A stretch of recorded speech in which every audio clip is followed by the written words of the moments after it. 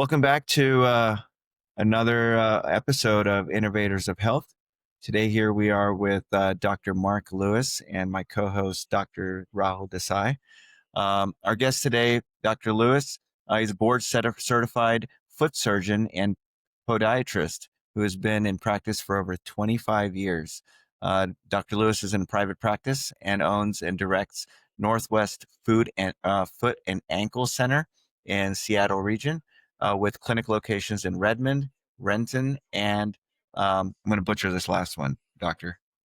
It's called Where's the Puyallup. last? Puyallup. Puyallup. Close enough. And all right, Puyallup, Washington, and also being licensed in the state of Arizona, where he and his wife, Dr. Patrina Lewis, they run their regenerative medicine practice in Scottsdale. So, welcome to the podcast, Dr. Lewis. This is awesome. Let's just start by jumping in with how did you and Rahul meet, and let's get into regenerative medicine. Yeah. Well, first of all, I'm truly energized and grateful to be here in the spirit of mitochondrial talk today. I want to begin with something simple, but yet I think foundational for today's talk. We're living in the age of cellular regeneration, as I call it. This is not just tissue regeneration, but cellular regeneration, because cells form these tissues and tissues create function, and restoring function sits at the heart of what we do as podiatrists every day.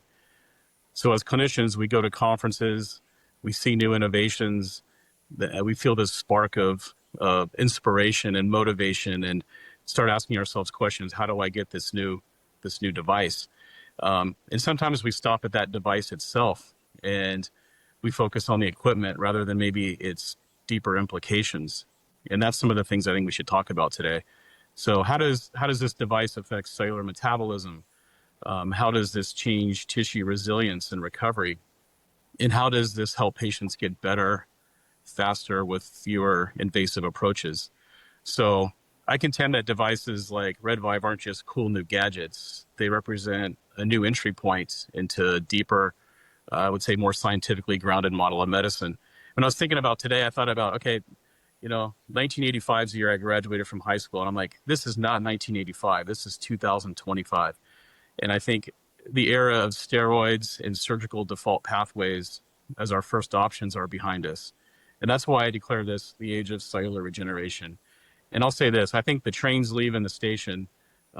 It's pulling away from the area where these steroids and surgery were our primary options in most cases, and heading towards a destination of regeneration. And that I consider a place where we support the body instead of suppress it, and where we restore it rather than remove things or fuse things. And I believe this is the moment for practitioners such as myself to decide: are we ready to invest in our patients and our own continued education? Are we ready to move forward with regenerative concepts and expand what's possible? And for me, it's not just a positive move. It's one we should all embrace and at the very least explore. Dr. Desai and I met in, I heard him speak in Chicago at a regenerative medicine conference, and was first exposed to RedVive in that location. And I felt it just resonated with me so deeply that we need something for patients to be able to take home as part of their comprehensive plan and not just rely on visits to the office. We all know what physical therapy looked like. You go once or twice a week and then nobody does anything at home and then says it doesn't work. So I think this raises the accountability for patients and increases our tool bucket for in-office treatments. So that's when preparing for today, those are the things that I thought of, and hopefully we can springboard from there to healthy discussion. Yeah, absolutely. I think that there's just to kind of riff off what you were talking about, there's, change in paradigm and just a shift. And we're lucky enough to be in that age. You talk about cellular regeneration, you talk about regenerative medicine and kind of true healing and changing the trajectory of disease processes. And I think that we're seeing it, across every spectrum of medicine. It's really fun with being in this position with RedVive. We're talking to docs across all types of fields, and from, podiatry to dentistry to regenerative orthopedics to aesthetics. And there's a common thread, right? That we can change tissue, we can heal.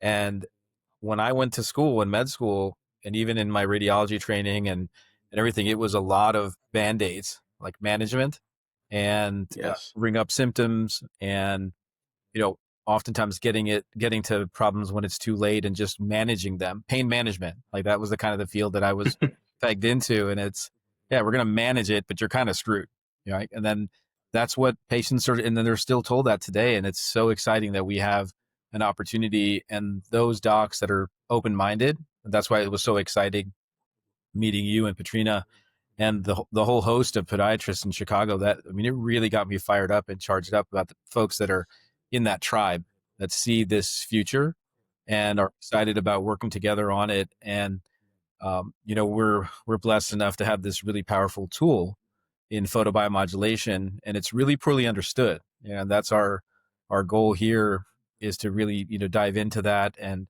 it's awesome that you have that curiosity and that interest in helping patients. Yeah. And so, I mean, I'd love to, we've spoken a lot. We're really, it's so great to hang out with you. And we saw your beautiful practice in Arizona and got to have dinner with you and, really kind of bond there. But just tell me about, how you see, we've talked about it a lot too, but how do you see this like light therapy? Like, how does it work? If you're a patient and you're coming to see you and you are in this regenerative mindset, can you explain the science to us? Sure. I think anyone that's going to embark upon regenerative medicine as a practitioner, first of all, needs to make sure they understand what the gadget is, right? Whether that be a shockwave device, the ultrasound machine to place orthobiologics where they need to go. And so I think we should definitely just hit on the highlights of this for those that are listening that maybe want to make sure they understand the biology of this. So I think fundamentally this photobiomodulation works at the mitochondrial level, which means it works on cellular energy. When we use red and near infrared wavelengths, that targets cytochrome oxidase C in the electron transport chain. So when that happens, we get much more efficient electron transport, more increased ATP production, nitrous oxide is released, we get increased blood flow, we get decrease in reactive oxygen species, all these things in downfield gene expression. So all these things, this is basically physics activating biology. And to make this more relatable, I think I love referencing. I did a lot of research, and I find this guy out of the University College of London, Glenn Jeffrey. Very interesting guy. He's very captivating to listen to, and I think he has a lot of inquisitiveness and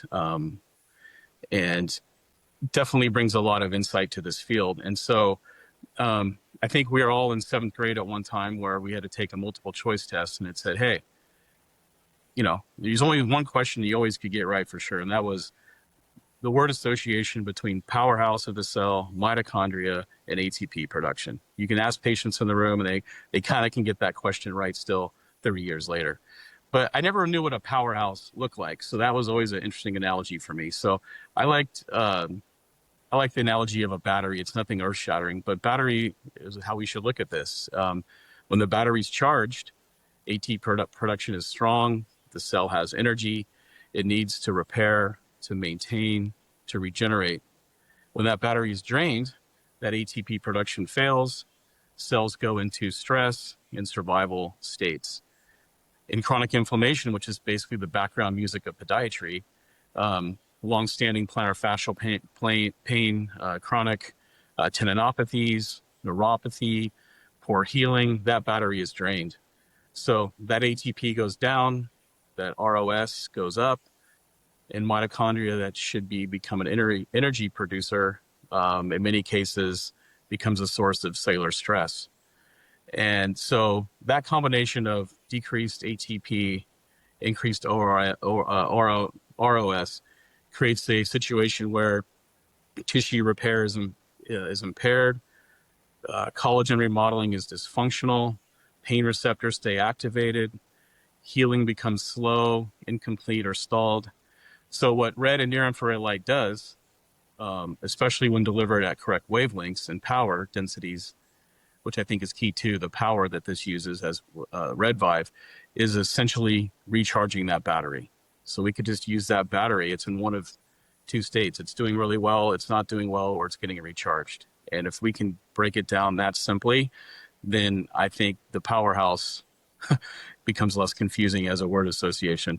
So when we recharge that cellular battery, then we get what? We get mitochondrial efficiency, ATP is increased, we normalize the ROS, and we shift from a degenerative energy deficient state into this regenerative rich energy state. So that's when RedVive and photobiomodulation stop becoming just a pain tool or a wound tool. It becomes what I would consider a fundamental metabolic tool. So, Absolutely.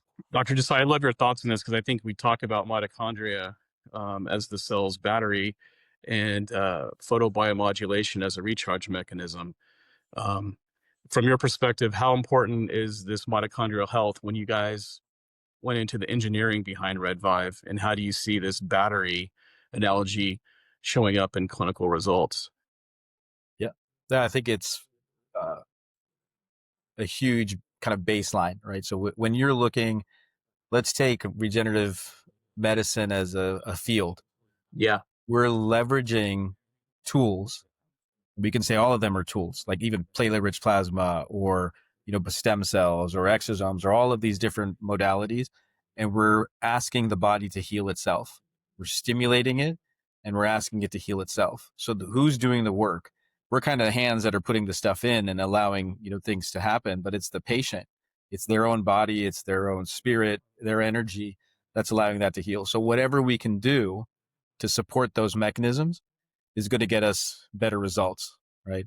And I'm kind of type A personality, and most clinicians and physicians are. Yeah. And so we want success. So what drives success? We want to use any tool and anything that we can do to allow that to happen.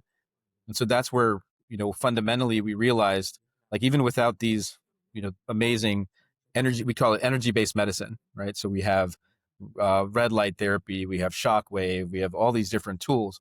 But even more fundamental to that is, when I started doing regenerative medicine, if the patient came in and they weren't sleeping, they were super stressed out, they're eating McDonald's, their hemoglobin A1C is, 9 and they're diabetic, they are not going to heal well.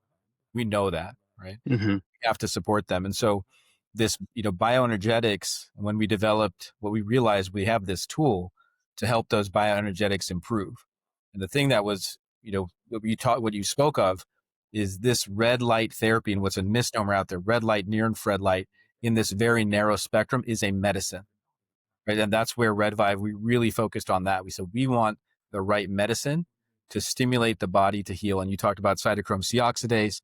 That's the photoreceptor. That's what's accepting that photonic energy, right? Those wavelengths hit that photoreceptor. And then all the things you spoke about, it stimulates that pathway. So that's where we focus as RedVive as a company. So we know this works, right? We know that this medicine works when delivered properly. And then the other part of that delivery was like dose, how much you get, and then how often you take it. And the absolute best way of taking this medicine is as nature intended, was in the morning and at night and every day. And so those are the things that we can send this home with someone. And that was what was exciting, because as we know, as clinicians, our offices, and we kind of have this mind, the construct of like, hey, everything needs to be done in this facility. And we have, we haven't been taught maybe routinely that, hey, we have something that you go home with. We're extending the walls of our office. You go home and you're going to do the homework. Like you talked about PT, like that, this is the cellular homework that they're doing. And so that was what we, as a company and as a physician, as as scientists, we're so excited about to bring that to you. And we feel that same energy from you guys. Yeah, I think on a daily basis, patients will say, what can I do at home? I mean, that's a question through the ages. And they'll come up with some pretty innovative ideas, about what they think is appropriate to do. So I think this fills a massive void, which kind of gets to the next point, which is pre-treatment. I think from a real practical standpoint in the office, when people come in for regenerative packages, when we decide to move forward in that direction, we really encourage them to take a red light home They often ask, well, can I just come here and do it? And that becomes quite prohibitive when you have a lot of patients coming through in limited numbers of rooms. So I feel like this pre-treatment, not only pre-surgical, pre-exercise, um, pre-shockwave, um, pre-injection, these are all really positive things. And I think there's literature to support that photobiomodulation before a stressor improves tissue resilience. It reduces oxidative damage, enhances recovery, improves pain profiles. So in reality, in our practice, it looks, I don't do surgery anymore, but I have guys in my office that do, and they're using it both before and after surgery with significant, anecdotal results. And I think it'd be interesting to be able to track those patients and prove, or not prove, but to demonstrate their outcomes. So, we prepare the tissue before we challenge the tissue. And I think that's a good way to think of this. And that gives more favorable outcomes. Dr. Lewis, I know you've integrated this really well into your treatments. Can you explain how you go about explaining it to patients?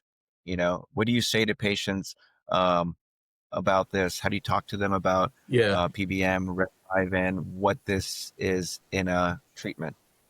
Yeah, I think I tend to practice in a world of analogies. I think first understanding what that patient does for a living or what their interests are, and then I try to find some commonality and use, kind of state, we all do the same thing in life. I'm just working on the body, you work on whatever it is you work on, but we still have the same thought processes, and we still need to be able to conceptualize what it is we're doing. So I think everybody could relate to a plant, and I always think of a husband and a wife sitting on the couch on a Saturday, and one of them says to the other, hey, I think it'd be really cool this year to have some tomatoes in the garden. And they go out to the garden and they say, one of them goes out and puts seeds in, and then a month later they have the same conversation and nothing's grown. So I think using a plant analogy is important, so we can think of our packages of regenerative medicine in that light. We could, there's the soil, is the soil getting water? Is it getting light? When is it getting light? And so if we think of the modalities that we package together in the office, we can, I tell patients we can use light, we can use sound. There's no side effects of light. So I think of shockwave therapy as tilling the soil, as breaks up the stagnation, increases circulation, signals the body to respond, signals the soil for the plant to be able to accept fertilizer, which is our biologics, and you can pick which one you want. A lot of people are using Wharton's jelly, PRP. I think there's an evolution through all these different orthobiologics as you go through regenerative medicine. But again, those deliver growth factors, enhance repair pathways. And then we often will use laser, like MLS laser or Remy laser, right after a shockwave treatment. And it's more of a focal energy source to that tissue. But you have to think, and then this is where we talk about RedVive in particular. It's the sunlight. It doesn't replace the soil. It doesn't replace the fertilizer. It activates that. So RedVive works the same way. It powers that cellular machinery, and we kind of go back to that mitochondria and all the things that we know it's true. So without sunlight, a plant may survive, but with sunlight, that plant will thrive. So we kind of use this survive and thrive. If we're going to do it, let's do it right. And let's have something that you can do. Not only here, we can show you how to use it, how it works, but we can show you how you need to do it on a daily basis. And I think when you give too many rules around, do it at this time, do it at that time, do it for 4 minutes, do it for 7 minutes, I think people naturally shave off time. Could I just do it once if I could do it twice? So I think overstating it a little bit is probably an advantage, because they're going to come back to base and start to do it by their own desires. So basically we think of shockwave as working on the soil, biologics or the fertilizer, and then RedVive is the sun, and we need that sun at all times. And so that people relate to that very well, and they appreciate analogies. Sometimes if it's someone that's not going to want to be a plant, you could use a music analogy, you could use a sports analogy, but Analogies are powerful. If we sit here and I just pontificate and rattle off biochemistry and physics, people's eyes spin like it's a slot machine. So I think it's better to really break it down at that really fundamental level. And that's been very successful. And I don't think that's an original analogy, but it's certainly one that works very well. How have you used it yourself? I mean, that's one of the things that, when I've talked to patients, if you use it, believe it, live it. I mean, we've spoken about, the benefits that you've seen, but how have you integrated it kind of in your life, and have you noticed differences, and can you speak to that a bit? Sure. Well, I got up this morning and did my 15 minutes before I did anything else. Um, I'm just utilizing the time of day concept, and I do it so I use it as I kind of start and an end of my day. After work, I come home, I shower, I get rid of the germs of the day, and then before I go to sleep, I use it. And what I found is I go to sleep quicker because I've had trouble sleeping for sure for a lot of years. I go to sleep quicker. I feel like I sleep more intensely, and I've noticed I've had definitely more visual dreams, which have been really great. I feel much more calm in my daily activities. I feel like I have a cadence and a pace that's not one of stress and rushing through the day. I used to be a guy in the clinic that was, if you're 5 minutes early, you're 10 minutes late. And I ran that kind of show. And now I'm at peace with, hey, the day can just flow the way it flows because I'm providing excellent information and I'm not cutting anybody short. So I have a level reduction of stress, I think, that is, to me, measurable, but I don't know how you measure that outside of this. So I think and then I've just sent my parents one for Christmas. My dad has dementia, so I'm interested to see if that helps in some ways. And my mom's been through the pain management routine with low back injections for years. And so they're in their infancy of using it. But I think if you're going to talk about it as being what it is, and you understand the science and you're a clinician in this space, I think it's critical that you have personal use of this, whether it be a small one or a big one. I think what people end up doing is the RedVive 60 is a smaller unit, and they realize the benefits, and they wish they would have bought the RedVive 300. So I have that conversation ahead of time. And it's nothing to do with money and profits. It's purely about utility, function, and results. Yeah. So how do you explain the difference when the question comes up between a RedVive, product versus something that somebody can just search on Amazon that's more inexpensive? Yeah, I think I think the ones on Amazon appear to be more cosmetic. I think the wavelengths, there's more limited wavelengths. I think there's not as great regulation on some of those. And I'm saying this as a general impression. I think you need to understand this is a class 2 medical device. This is something that is engineered well. There's high quality bulbs with convergence of that. There's the power out of the wall is a big deal. How much power is it to the machine?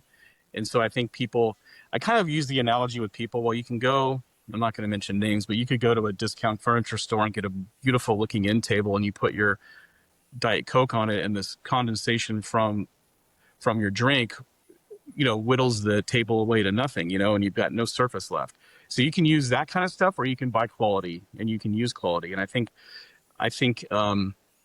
people get that. I just think that they need direction. I don't think that they understand what it is they're buying. They're just buying based on price, not on function. So I think that's a simple conversation for most people. And I think they understand that. And what kinds of clinical results have you seen as a byproduct of using this in your treatments? Yeah, I think one of the key things I've learned is the pre-treatment messaging that, yeah, these are great and people get excited, but you also have to know the reality of it, which is it's not always overnight. It's not 3 weeks like your friend had. It may be 3 months. It may be 6 months. It may be longer, depending on the magnitude of the problem. So I think there's very few people that that aren't getting significant progress, and I think they understand that for some reason regenerative medicine as a whole doesn't work. There's always the options that they had prior to beginning this path. So results are excellent. I don't track it to like, oh, this percent, that percent, but um, I think in the office you say, hey, there's this conservative bucket that we've all been playing in forever, and there's this surgical bucket we all know about and don't want to explore. So isn't it wonderful that we have this regenerative bucket, and let's play. I use the word play loosely here, but let's play in that bucket. Let's find what it is through these analogies, and I can explain that to them. And patients really resonate with that. So I think there's great outcomes. I think it's sometimes difficult to measure because it's, we're not getting repeat MRIs on some of these things that were necessarily in practice, but it's very encouraging. I think it fills this massive void of people being able to help themselves outside of the clinic setting. Yeah, I think one of the things, doing regenerative medicine from 2008, it took a long time for me to become, where I'm at now, an evangelist in it, like, a couple of decades almost. And, initially I was a skeptic. I was like, I don't think this stuff's going to work. And then it starts working and you're like, okay, this is interesting. And then 20, 30 cases in, I did a lot. I had the blessing of being in an imaging center. So I did a lot of like follow up, and to see, tissues return to native, that was not supposed to happen. And then, after several hundred, I'm like, okay, this is totally legit. And then after 1,000, it's like, okay, but there were times, and especially, it's not magic. There will be times when things fail. And, I had some doubts over time, because as we started to do this, the indications expanded, right? First, we were doing really simple ligaments and tendons. Then it became more complex issues. Then became arthritis. Then it became more complex tears. And then, then discs and, regenerating cartilage. And that middle ground, when we first started doing, just like you were explaining, there was this conservative bucket. Let's mask the pain, do really simple stuff, and, try not to disrupt the tissues too much. And then there was a surgical where we're going to replace it, or, major issues, major downtime, complications. And then there was this, maybe thin, hey, there's sometimes we can get this PRP or regenerative medicine therapies in there. And as we started doing them, we started noticing, wait a minute, it's starting to work for the, the more complex stuff. We're getting into like even full ACL tears or surgeries, or discs that were being fused, and major spine surgeries, or, or osteochondral lesions in the foot and ankle, big Achilles tears like I had myself. And then we also started pushing on the bottom, right? So it's like, okay, these easy things that were really conservatively managed, you can treat those and you change the trajectory, you can heal it, you change the trajectory, and then it never becomes a chronic issue. Where if we keep doing this conservative stuff, eventually it's going to start to break down, and then you're having to do more for it. So I think both areas we started getting into, and that's where I see the wave of regenerative medicine. It's going to go up and down. We're going to be able to take some of the stuff where we thought it had to have a surgery, and then we're shocked, and no, maybe not. And then also I think it's going to change our paradigm for the simple stuff that we just say, okay, we don't need that. We're going to rethink it and say, well, if we start treating you earlier, we're going to fix it, right? We're going to not only make you feel better, but we're going to long-term, we're going to change that trajectory. And that's where I feel like, I'm so passionate about RedVive, because it's that stimulant. Like maybe some easy things we put on photobiomodulation and use it every day for weeks, then months, and then you're healing and your long-term trajectory is changed, right? And so I think that it's kind of both the top and the bottom. I haven't thought about it that way, but as you started to say those things, I was like, hey, that kind of makes sense in a way at both sides. Right. I think there's a entry point for patients. You can talk about these things, and the next natural question is, well, how much is all this going to be? And I think that kind of plays to my next thing that I really wanted to cover today. One of my highlights for today was mindset around regenerative medicine, and I think the mindset is foundational here. I think for decades, I know I was guilty of this. Our training shaped us into very linear thinkers. And you have this diagnosis, it's this procedure. You have this symptom, it's this medication, this structure, this surgery. But what I realized over time is that biology is not linear, and that cells communicate and tissues adapt, and healing is dynamic and it's emergent. So tools like RedVive to me aren't just devices, they require like a physiological shift in our thinking. And I think that's huge. Our mindset doesn't change overnight. We can't simply decide to think differently and forget about it 10 minutes later. And I always think of the guy that goes, he watches the movie Rocky, and then he puts on his his earpieces and he goes out and runs the neighborhood, and he's running like blazing speed and throwing air punches, and then 10 seconds later he's back to his same thinking. And I think that's the pitfall of all of this stuff. You can go to a conference, you can go to a meeting, you can do anything in your life and you get inspired and motivated. But I don't think inspiration and motivation is enough. I think this is where in my life, it's been very transformational. And I really study this guy, Dr. Joe Dispenza, and he's not a neuroscientist. He's a transformational guy who really has things. Our biology is controlled by our thinking and our feelings, and that's true. And so I think kind of the sentence or the equation that we need to work on here is how we think, how we feel creates our personal reality. And our personal reality doesn't change until we change how we think and how we feel. And if we can play that over in our minds, that's pretty interesting. If you think about what we do, we get up every day, we do the same thing in the same order, the same way. And then we expect, gosh, well, maybe tomorrow will be a little bit different. I think that applies by analogy here to regenerative medicine. I don't think you can go to a conference, come back, and then just in one day flip it all around. I think you have to really dive deep to the things we've talked about, and you have to recognize, be conscious of your subconscious, be conscious that you have default pathways in how you think. Like, this is how it's always been done. I don't have time to learn this. I'm not sure this fits my model. Then guess what? Your practice will reflect that 100%, and this isn't for you. But the train's leaving, as we said earlier, and it's heading out. So get on, or just look at the caboose, because I don't think the practices that are living in this 1985 model are going to survive. I think that's really tough. So again, change how you think, change how you feel about what's possible, and this will unlock what I consider curiosity, creativity, and integration. And so RedVive becomes like a metabolic foundation for tissue recovery. So that's really how I look at it. And so I've taught a lot of residents. I've been a mentor for a lot of other people in business, and they always want to come to the office and see patients. I'm like, let's come to the office and talk. Let's figure out where you are in your head, right? Like, just let me just stir the pot for you a little bit. Just think about this differently. And I think that's critical. And I think I can't speak for all professions, but in podiatry, I think over time, we've kind of pigeonholed into smaller practices and tried to protect our ground in the community. And I just think you have to open that up and say, hey, let's be collaborative and share this information, change our mindset. I think one of the obstacles for integration for all regenerative medicine is these large groups, hospital-based podiatrists. I think that's a problem. They don't know how to monetize it. I know in my local area, a podiatrist at a hospital can't even do orthotics.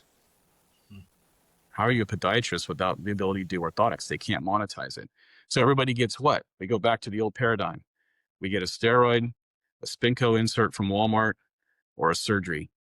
So this is where, from a marketing standpoint in my community, I don't have to do a whole lot. I spend about $5,000 a year on marketing, and $4,000 of that's Cinnabons for doctors. So I think it markets itself by the law of contrast in the community. So I would encourage those that can, please do, because it'll change how you look at your practice, and it'll look at how you help patients.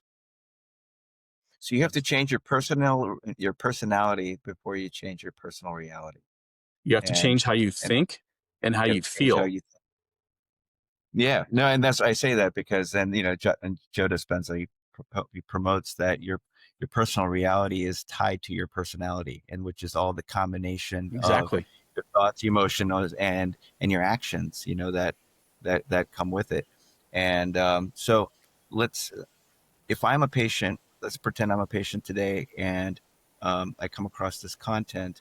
I've got some certain types of ailments that I'm feeling. What are the common types of pain points that you would encourage somebody to come in and see someone like yourself? And what should I expect? Yeah. So podiatry, we have your gift is also your burden, right? That's true in life. We're only able to treat foot and ankle. In some states can go up a little bit higher. So there's a pretty well-defined list of problems, right? I mean, there's going to be the top 10. I mean, there's going to be plantar fasciitis, plantar fasciosis, tendinopathies, um, Achilles concerns, arthritic changes of all the joints, neuromas, um, you know, posterior heel pathology. What can you expect? I mean, I think it's the same. There's the you need to have the workup, understand there's the three buckets, understand where you've been and where do you want to go. And let's do no harm and burn no bridges. So there's going to be a comprehensive conversation about where your problem is, where you've been with it, what are the diagnostics to get the correct information, and then how do we deliver the best regenerative plan with the tools that we have. And I think one of the points we haven't hit on, it's not really photobiomodulation, but it's something Dr. Desai and I've talked about a lot. And I think podiatry in particular, and I think all fields probably are deficient in the use of ultrasound and ultrasound guided injections. As Dr. Desai, I mean, I've listened to all of his stuff, a lot of lectures, and I've been to, and I just love the way he describes things about the medicine needs to be where the medicine needs to be, and if we're just putting it in a general area without precision, how can we expect precision results? And that's one thing. And the second thing is light is medicine. So when patients, well, it's just a bright color. Well, no, not really, not just a bright color. There's science, there's medicine, and dose and frequency matters. And I think that's where, to our point earlier, the dose is really important and the frequencies to be determined. I don't think there's any consensus on how long, how many times a week. I mean, I can't seem to find anything. And there's 10,000 papers out there on this. So I think that's a huge point we need to look into. Yeah. I think one of the How do you reasons both think about laser? For me?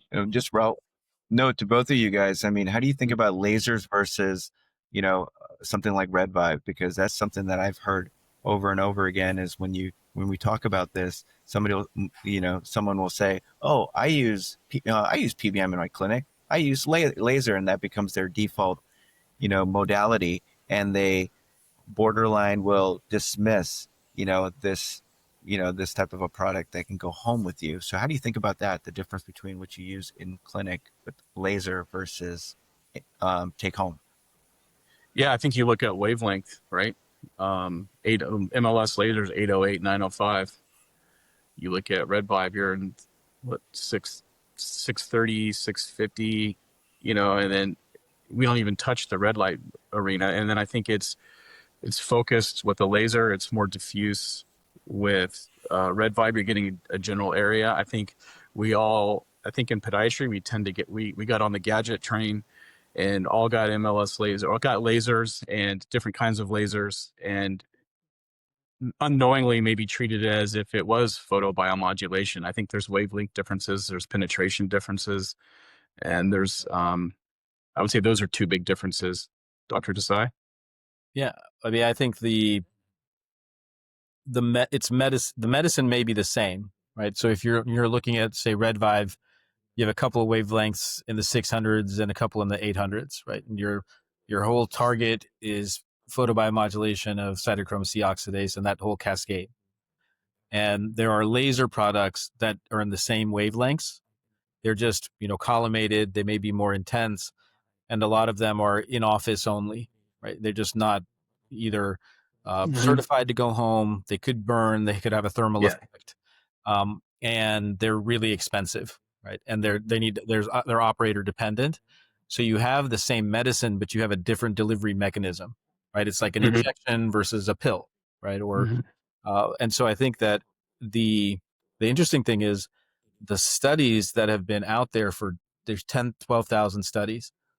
Very few, if any, are at home dosing. That will change. And hopefully, we're a company that's going to change some of that. But that's a huge difference in everything that we have. A lot of the studies are showing, dramatic improvement, but they're dosed a couple of times in the clinic, and then that's it, right? They give them a dose or a couple of high doses, maybe laser, even LEDs, and they see this really good benefit. And then they're like, well, it tailed off after a few weeks. All of the treatment was way up here in the first few weeks. And of course, it's going to trail off, right? The benefits will trail off. This is something. So I think the whole mindset, like you talked about, is going to be turned on its head, because now it's a tool that can go home and you don't stop dosing. And that's, it's me even more excited about longitudinally. We're coming in with the foot and ankle, like you're going to have all these patients that you're treating with regenerative medicine and photobiomodulation, and they're going to get through, just like I had a horrible Achilles. You've seen my Achilles, this horrible Achilles, and then it healed. But I never put my red light away or my RedVive away. Now it's part of my wellness habit, right? It's stimulating. And so that's the exciting piece of this, is not only are we going to be able to transform the reason why patients are coming to see doctors and when they're hurting and then when they're in stress, when the tissue's injured or in stress, now we're going to be able to leverage that for their health and to get them to that thrive state. That's where we want everybody. That's my vision and mission and passion, is to, hey, we're going to get you through this challenge, but now you have this tool that's going to help that baseline support. This is one part of your wellness journey and healing. And so, but I think just from that perspective of lasers versus these, it's such a novel approach, novel therapy, that we're going to have to change that mindset that, hey, you can take the medicine at home safely forever. How does that change the results? It's going to, it's going to be really exciting to see. Yeah. And forever is the key there, because it's not something that you stop. It's like in our world of orthotics, well, when can I stop using these? Well, why would you want to stop using it? Yeah. When do I stop brushing my teeth? Please don't. That's a great question too. That's good. That's going to be my comeback. Yeah, that is good. Thanks for that one. So, what do you say to your peers and other podiatrists who are just hearing about this for the first time and are skeptical? I've always been a guy that leads by example. I think talk is cheap. I think having a robust practice that does these things on a daily basis with results, and a patient testimony is the biggest voice in the world. I can talk all I want, but when people evangelize for that, it's hard not to believe in it. And so for colleagues, I don't know that it's skepticism. I think it's mindset. And that's why I wanted to really hit that. I think when you don't know, but you have to be open, and you have to change how you think and how you feel about helping people. And it's not about me. It never will be about me. It's about patients. And I think if you have that approach, you don't lose. That's absolutely right. Do you have a patient case study or something or experience that you can share? That's something we didn't really dive into. Yeah, I have the one that comes to mind, and people ask that a lot. And I think the one is he's a 69-year-old athlete, right? We were once an athlete. We're always an athlete. So he plays softball at a senior tournament, and he was in our Renton, Washington location. And I got the 11th hour visit. I'm leaving for Scottsdale, of all places, to go play in this big national tournament. And I've been working on this all year. He has raging heel pain. He's been a long time patient, done all the traditional things that we don't want to do any longer. So we did, he came in for about 4 days, 4-day treatment. We did we did RedVive, we did Shockwave, we did Warden's Jelly, sent him with a device, RedVive device. He ended up, he got down from about an 8 out of 10 to a 1 or 2 out of 10 in about a 10-day period. And he would use the RedVive before and after his tournaments, which caused a lot of interest by his teammates. But he ended up hitting like 800 for the tournament, and they won. And he wore his we won the, his, I went to Scottsdale, won the tournament shirt, and the guy was all smiles, and he asked to give me a hug. And I said, well, this is the last time we're hugging each other, but go ahead. So I think that's a short timeline, but I think it's just playing to the point that anything's possible and that you need to just get started. There's not a right time to do anything. There's a time which is now that we need to get started. And so that's the most profound one, I think. There's certainly people that they come in and they're in tears, like I wish it was sooner. And I think when expectations and reality aren't in alignment, that's disappointment. So I think expectations have to be laid very clearly, and that's probably one of the hardest parts, because you're pleasers who want to tell people you're going to be better fast, but I don't think that's fair. I think you need to say there's a process, right? The tomato plant needs to grow.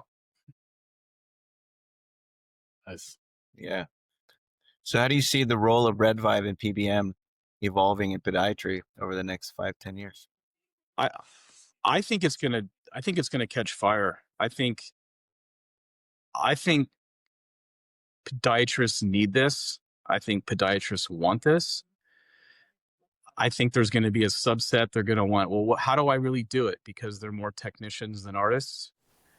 I think the artists will see it as art and as a science, and you need to be able to understand the science and apply it in a meaningful way for patients, realizing that, the exception of not using on cancer patients, there's no side effects of light.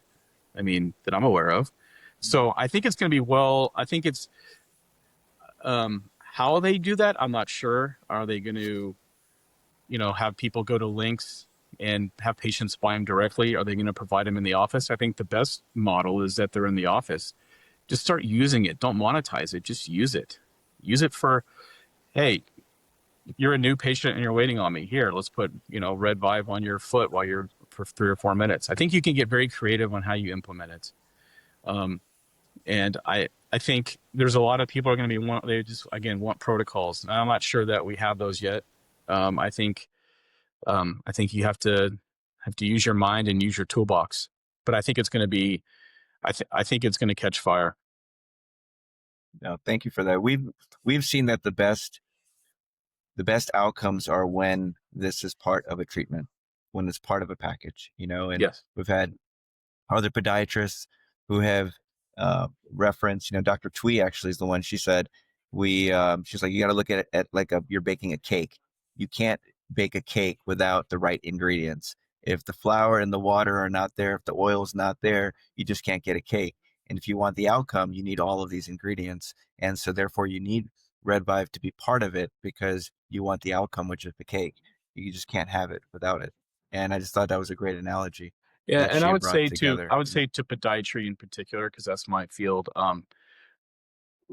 When you're implementing regenerative packages, it's gonna cost money. Patients have to pay for this. It's not a covered service.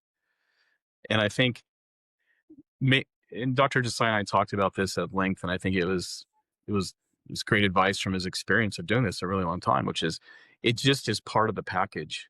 It's not a line item option. Like in 1985, I could get the air conditioner with the car. No, the air conditioning comes with the car. The RedVive comes with the package because you need to do something at home, right? Yeah. And if you start using it in the office with them, it's a natural progression to go home. And I think that's where the win is for patients, and that's where the win is for the pathology, and that's the win for us as well. Awesome. Well, on that note, thank you so much for your time, Dr. Lewis. Again, your patients are blessed to have you in the community, both in Seattle and Arizona. So if everybody out there that's looking for a regenerative option and a creative, soulful human being that's going to take care of you, I think you just heard him speak for the last hour. Go check him out, as well as his wonderful wife, who's an excellent physician, both in the Seattle area and in Scottsdale. that can provide the diagnostics, the therapeutics, and the compassion to get you better. So just blessed to have you on. Thank you for coming on and talking with us about the work that you do. I loved every minute of it. Thank you, guys. Thank you.